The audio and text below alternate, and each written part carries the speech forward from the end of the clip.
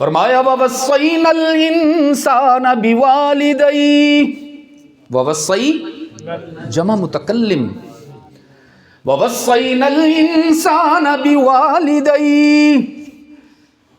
اس کائنات کا سب سے بڑا گناہ اللہ کے حق کے عبادت میں کسی کو شریک کیا جائے، اور اس کائنات کا دوسرا بڑا گناہ کہ اپنے والدین کی آنکھوں میں آنسو لے آئے جائیں۔